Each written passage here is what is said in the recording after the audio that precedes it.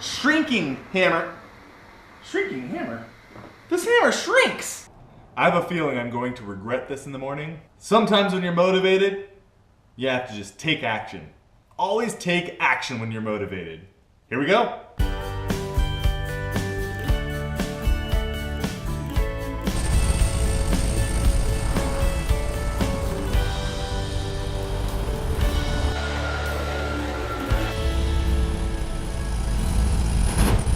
Well, I think now we have a project that I'll have a little bit more of a smile on my face with when we're done. Yeah, it's all dimpled and wrinkly, but I know that if we work with it just a little bit, we can get it better than it currently is. For sure. It's not possible to be any worse.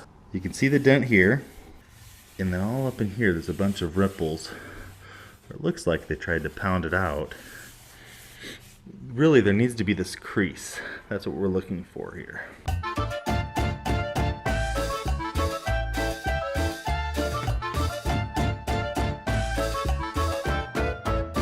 Look what I got! You know, trying to do the job with the wrong tools is kind of like trying to tie your shoes and when you look down and all you find is Crocs. Maddox 7-piece body and fender set. Forged. Polished high carbon steel engineered for precision metal shaping and maximum durability. Dollies and hammerheads constructed from heat treated drop forged steel. Handles with non-slip rubberized stainless grip. So my question is this. Why am I still talking like this? The real question I have, it says non-slip, rubberized, stainless steel grip.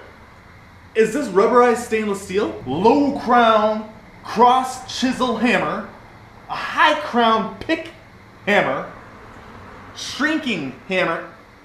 Shrinking hammer? This hammer shrinks! General purpose dolly, double end dolly, wedge dolly, and heel dolly. The real question I have is, what's a dolly? Maddox, body and fender set. Don't lean too hard on the car.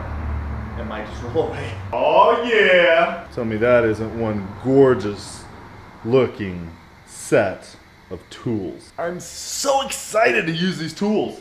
I've played with metal, I've pounded metal a little bit, but I've never actually used the proper tools. So this is going to be a blast. Learning how to use them. I'm probably going to use them incorrectly.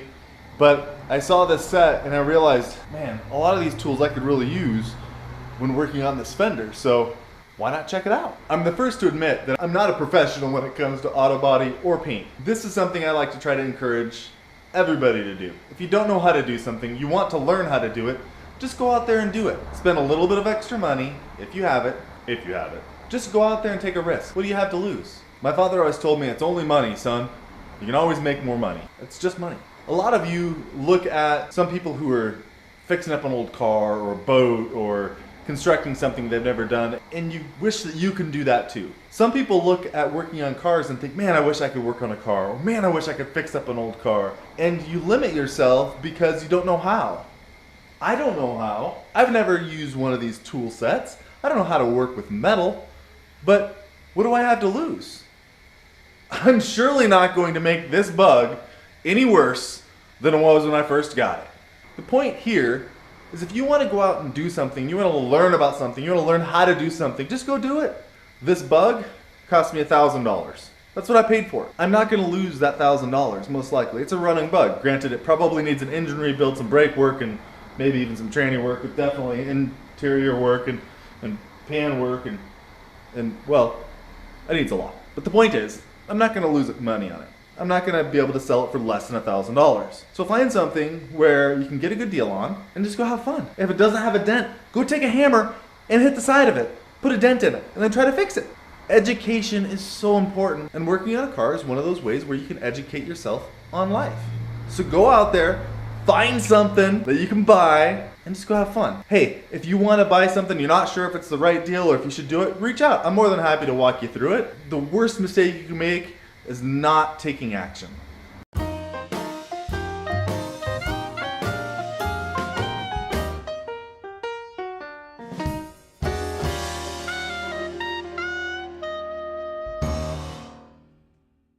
So this is what's going on. This hole is just a little bit too big.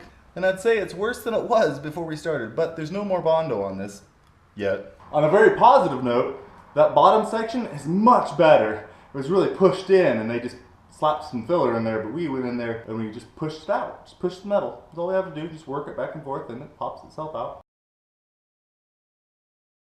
Well, it's a little bit better, but it's not quite where I'd like it. I think the fender flange is still pushed out a little bit, but even after I fix the flange, we're still going to be off too much. There you have it, friends. We still have a bunch of work to do. Oh, yeah!